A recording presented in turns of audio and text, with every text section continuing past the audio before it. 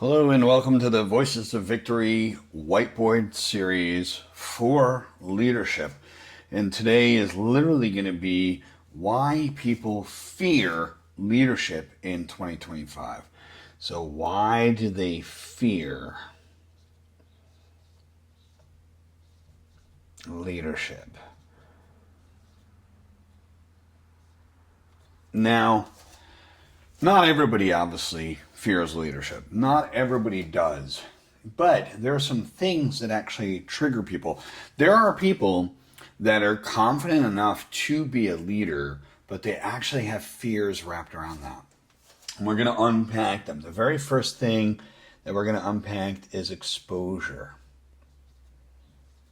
They don't like it. They feel exposed. It's a fear of being seen. And that's what social media has done to us, is ingrain a fear of being seen. You gotta remember, a lot of people hide behind their communication now. They hide in the sense of they're able to manage their impressions, right? So what happens is they manage impressions. And that happens to social media.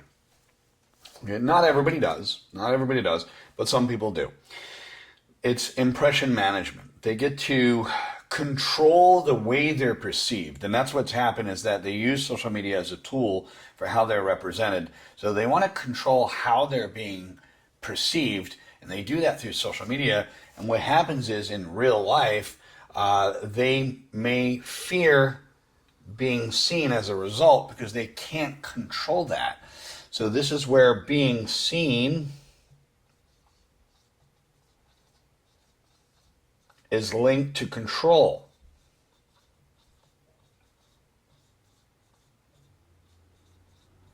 Got it? Being seen is actually linked to control. And I work with a lot of different Hollywood people, as well as models, all kinds of talent that has to be seen. You know, they have to be out in front of the world. And they want to manage their impressions so much, and that's because there's a fear of being seen here. And that is linked to control. They want to control. It's impression management. They want to control their impression, the way they're perceived. But they've gotten so used to it. That they're afraid to have that exposure. They're afraid of that. And they're also fearing mistakes, because nowadays it's a little different. It's fear of making the wrong decisions. But how else are you going to learn? It's not unheard of that a good leader asks the entire team to get a consensus of how they feel about it. Some people won't do that, but you'd be surprised how that can be pretty powerful in the end of the day. I mean, you shouldn't outsource every decision to your group, but consult with your group. Look at the experts, like the people who are really the experts on the team, and say, like, who's got some insight to this? Do your own research and learn to make your own decisions. And that's what's going to be important. And then, of course, we have, there's a fear of responsibility. The word alone, responsibility, here, let me clean that up. See, mistakes, it happens. Responsibility is another major thing. This is the fear of carrying the outcomes of others. That they may have some guilt. That if other people fail and it's because of me, there will be some guilt. And they may carry that. They may actually carry that. That's where it gets really interesting. And then the next piece, of course, oops, number 5. See that? I made another mistake. The number five. Number five literally is all about rejection.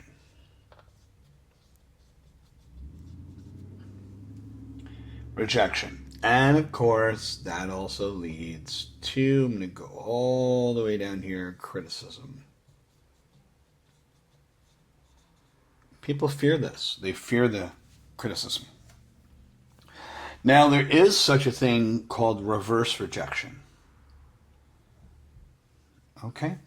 Reverse rejection is when you meet somebody for the first time, and because you don't fit into their box of ideologies, their box of reality, they will automatically reject you because they don't really fit. That person doesn't really fit into their reality. They don't carry the same ideologies. They don't carry the same beliefs. They don't carry the same things. This doesn't happen with all people. We can't generalize, right?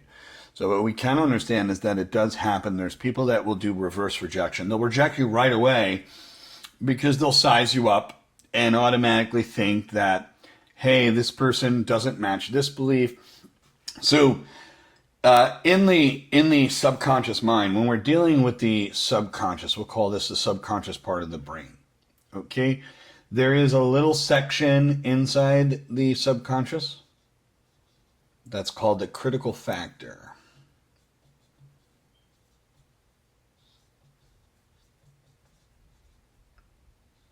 Okay? The critical factor. And the critical factor is literally like the bouncer in a bar. So when everybody's waiting outside online of that bar, the bouncer will look at the patrons and say who comes in and who stays out, who matches the criteria for inside of the bar and who doesn't.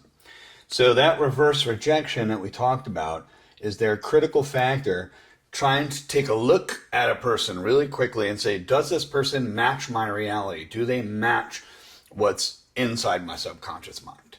That's what that's about. So their critical factor starts kicking off. All right. We're going to go further from here. I'm just going to erase this because I want to expand on another key component. Now, not everybody's going to do a reverse rejection, but there are people that do. Another one, which is real typical, imposter syndrome. Okay. Good old imposter syndrome. So even capable people that are capable of achieving things, they may literally doubt. It's connected to doubts. They doubt their own legitimacy, how legitimate they really are. Now, another reason is human beings don't like uncertainty. So you could say literally change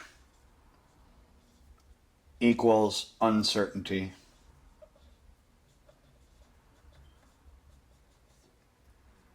And uncertainty feels unsafe. It's real simple. It's such a simple understanding here. And that's, by the way, the major reason why people don't change or don't want to change is literally because it creates uncertainty, which makes them feel unsafe. And this is why it is connected to comfort zone.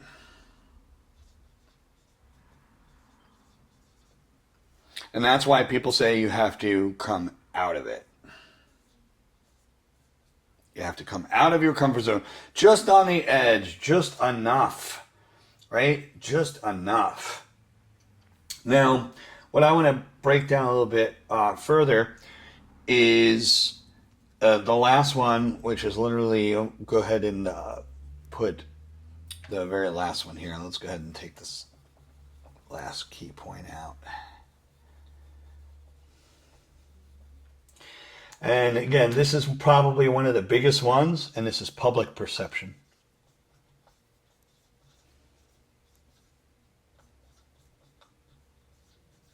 That is the last and biggest one. This is literally misjudged. They don't want to be misjudged. People are going to judge you anyway. It doesn't matter. Like at the end of the day, they're going to judge you anyway. You know, I had a very good friend tell me that many years ago. They're going to judge you anyway. It's just the way it's going to go. And this is where it comes down to having strong self-esteem of your own, because people are going to do that. It's the fear of being labeled arrogant. It's the fear of being labeled self-centered. It's the fear of looking overly ambitious. Okay. So let's go ahead and unpack all these. When it comes down to the exposure aspect, leaders are visible. That's the thing. They're visible. Every choice and reaction is noticed. So that's why there's such a fear in being seen. Now, when it comes down to mistakes, dealing with the actual mistakes, the higher the responsibility, the greater the perceived consequences. So like the bigger the responsibility, the bigger the perceived consequences. It's like, oh wow, now I'm really going to die, right? And then when it comes down to the rejection and the criticism, is that we have the social and professional scrutiny, and that can feel very intense to a lot of people. Chances are, if they were criticized as a child, they now have to learn how to work through those triggers in order to step into leadership. And that can happen. What happens is certain adults that criticize the child can actually take their criticism as an inner self-talk. So when they become an adult, their inner self-talk, their inner dialogue, their inner voice is basically an exact match or close to the voice of their parent criticizing them. That's what that's about. So you could say that the inner dialogue of the parent is adopted. You wind up adopting that as an adult because you heard it as a child. And what comes down to all of this is that when we're dealing with rejection and criticism, it has an intensity to it. And the imposter syndrome is that even capable people can doubt their own legitimacy. And when it comes to rapid change of any kind, like we discussed earlier, there's a complexity to that. Because a lot of leaders have to require adapting to technology, hybrid teams, shifting markets, right? So the quick, fast change throws people into anxiety very quickly. It throws people into anxiety. So that's a major key point. This is the reasons why people literally are fearing leadership in 2025. It's a big deal. You may think it's like not a big deal. It's actually a very big thing. And it goes deeper. Like leadership is connected to all of our self-development. Now, when it comes down to some takeaways for today's lesson, is that fear is literally natural. It's natural, and leadership amplifies being seen. It amplifies visibility. It's going to also amplify risk. So you have to learn to be that risk taker. And this can't be an impulsive thing. The people that say that, have impulsiveness behind it, they can be a bigger problem. It can be a big problem. Calculated is a better term. Become calculated. And when it comes down to capability, having that capability, there's a difference between capability and comfort. Is that you can lead, but if fear holds you back, you'll start to stick to comfort rather than your capability. Trusting your capabilities. And fear can be managed. Self-awareness is the key. It can lead you in the right direction. There's many ways to develop self-awareness. You could comment below if you want to know more. But coaching, getting coaching from another leader, understanding the small wins. That's another thing. Small wins. Several small wins really do boost a great deal of confidence. Very small wins. That's where it gets interesting. So when we have the fear, we can manage it. We can have those small wins that give us the confidence to keep on going. There are cultural factors, such as like organizations that reward experimentation, and that can actually reduce fear. So there are some organizations, some large businesses out there, they encourage experimentation.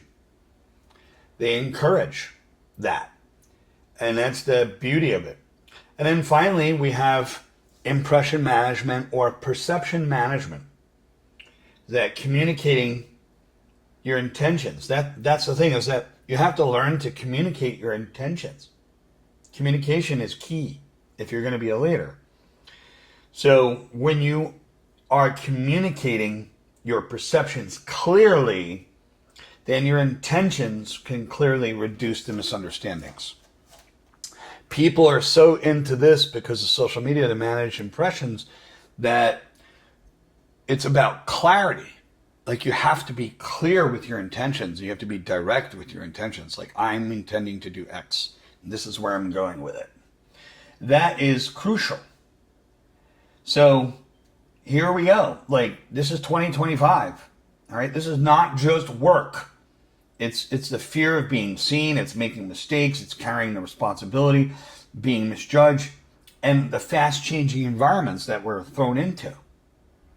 So what I want to ask you, and I want you to comment below, please comment below, is that what mistakes, exposure, or responsibilities or misjudgments have you experienced? And please keep it professional. And feel free to put it in the comments. And now, when it comes to the small wins are training you for the bigger wins. And that's what it's all about. So even people that want to become an actor, because actors actually have to take a lead. At some point, they're going to have to lead a certain part or take some kind of leadership. They're going to have to step up to the plate, maybe become a director, whatever the case may be. But it's about being seen. And you are not always possible. It's not always possible to manage your impression so much so to where it's linked to control. Because that will eventually fail and spiral out of control. That'll create bigger problems. But when you are communicating your intention, so it's not about impression management, it's about perception management in a positive way by communicating your intentions clearly and early so you can reduce misunderstandings, because misunderstandings will happen. And your communication is that bridge that crosses that gap. That gap is about bringing people closer, not further away. And that's all for today. Thank you so much. Don't forget to comment below. And I'll catch you on the next episode.